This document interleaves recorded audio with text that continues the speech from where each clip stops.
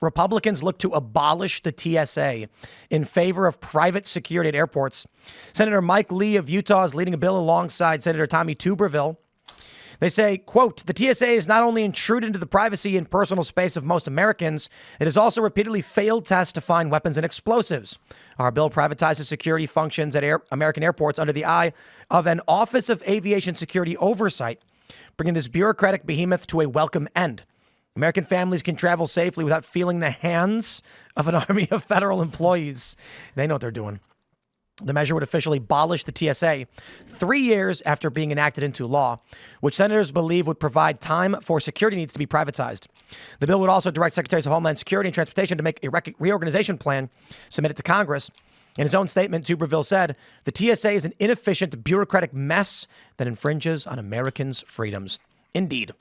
Well, what do you guys do over in the UK?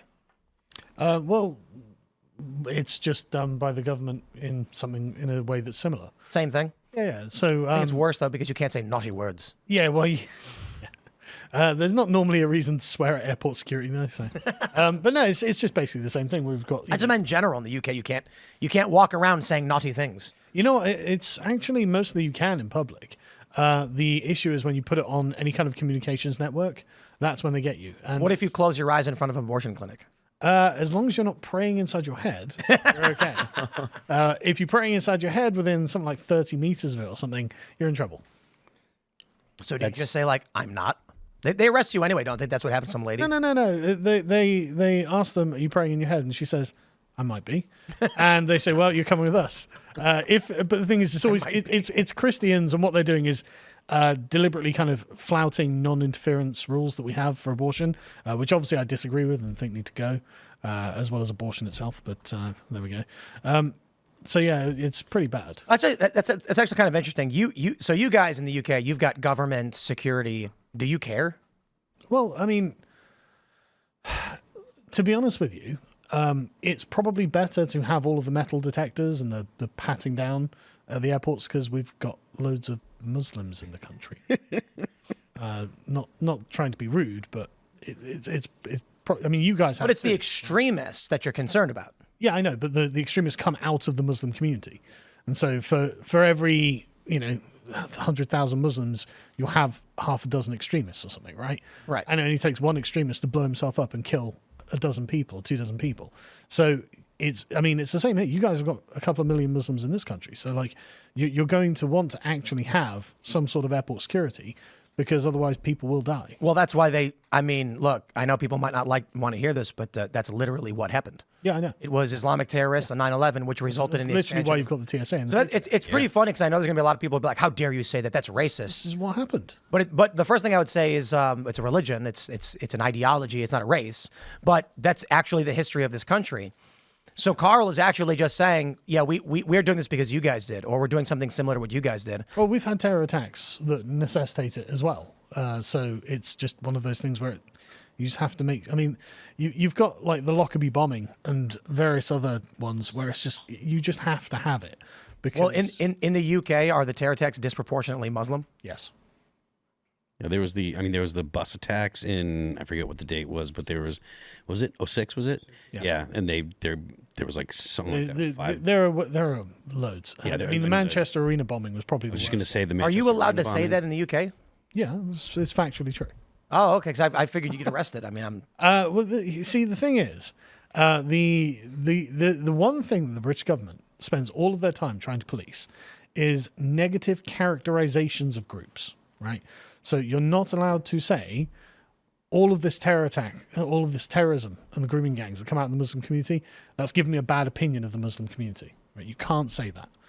As long as you say, no, that was an isolated incident, that grooming gang, not an isolated incident because there's a bunch of them, but like it's somehow not reflective of the entire community, even though that they all kind of knew that was going on. As long as you're not saying that in public, you're okay, or on a communications device, you're okay.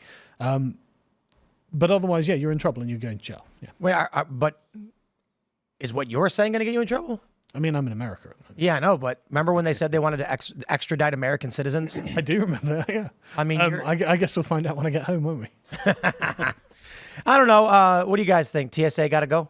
I mean, I would like to see the TSA go. Privatizing things is a good idea, in my opinion. The TSA has no record of preventing any type of terrorism. There's no evidence that they have ever stopped a terrorist attack at all. And there have been plenty of documented cases of people testing the TSA. I mean, official tests where people from TSA go and they try to sneak things into airplanes, and it's happened multiple times. I personally have done a lot of flying myself.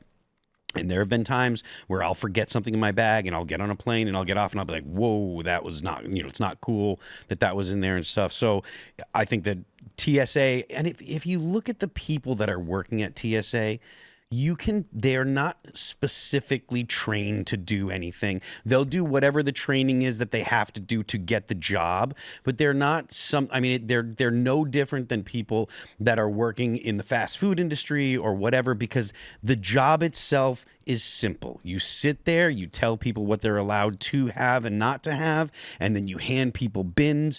Maybe the person that's actually watching the x-ray machine gets a little more training, but generally the level of training necessary to be a TSA agent is not particularly high. It's not like it's some specialized skill that you have to go to school for. It's very low effort type of job. So they're getting people that are just off the streets like, hey, I'm looking for a job, go sign up, and you'll go through whatever training and then you get it. So it's not in any way a specialized skill. So get rid of it, privatize it, let a private company actually do the job, because they'll be more incentivized to do a better job. You can give them great incentives as well. You can be like, look, this is your base pay, but for every gun or whatever you catch going through, you get a bonus. Mm-hmm. So they're completely, we make more money for each thing we take. Oh, you know what they should do? They should actually. I don't know if that'll work out well though. Give them a bonus for getting the lines through faster. Yeah. Right, and obviously if they mess up, then they get. I don't know if that'll work either. Yeah, I think that's going to make things sketchy. Because if they mess up, they're still going to lose their job. They still have to do their job well. Like if something happens, you lose your job. We should be able to grade them on how good their pat down was. If you get to light a cigarette and feel good on the way to the gate, it's pretty good. Do I get options on how this goes down? I've had quite a few of those, yeah. They give you the cigarette after it. Yeah, they're like, here you go, have a good one. I'm like, need this? Oh. There's a smoking lounge down the hall on the left. You get pre-check, you get a private room. I don't know. I don't know that we ever actually needed the TSA in the first place. I think you think we did? Yeah. I don't think that they catch box cutters now. I don't. It's like. Well, hang on. So the issue isn't actually catching someone in the act, because that's normally if someone's thinking about committing a crime and there's a guard stood right there, they're like, okay, I'm not going to do it, right? But if there's no guard there, then the average Islamic extremist is like, oh right, I can just bring a bomb on here and no one's going to stop me. So what you're doing is just saying, okay, go nuts. Didn't some dude just recently open the door on a flight? Probably, yeah. Mm-hmm. Yeah. I mean, we've got all of these crazy flight things happening. People are going to go crazy. And you know what else? In first class, they give you metal utensils. Yeah. Mm-hmm. So it's like, there was this researcher named Evan Booth, I think his name was. And he had a documentary series, like a mini doc thing, where he made weapons inside of the airports, technically. Yeah. So he went inside airports, he bought a bunch of stuff and then left. And then went to his lab and said, all of these were sourced from an airport, and then made weapons. It starts pretty rudimentary. He rolled up a bunch of magazines, taped them together, and made a club and bashed stuff with it. Yeah, okay, fine. And you can bash things. Yeah. But he actually ended up making grenades because they sold. I'm not going to explain the recipe. Probably best not. Best not to. It's all on the internet. I actually flew down and met with him. I think it was in North Carolina. And we actually made improvised explosives. Didn't they take those off of YouTube? I think YouTube took them down. Yeah. I think YouTube took them down. Vice had a video. I think YouTube got rid of it all because they were like, oh. And so his whole point was TSA doesn't do anything. Yeah. There are things being sold in an airport that can very easily be turned into weapons and explosives. There are pens that are made specifically to be self-defense items that the TSA will not stop. Sure, but is that stuff under the domain of the TSA? Like, is a private security going to change stuff like that? I don't think so. But it might be. And it honestly, if you have a system where there's private security companies that are competing to get the contract, the private security company can actually go to the airport and say, these are the things that we do. This is the quality that we can provide. And the airport itself can say, we want to go with this company or we want to go with that company. So the problem, though, is it's not really about stopping an individual case, right? It's really about the deterrent and not having a soft underbelly and making them think that you're going to stop them.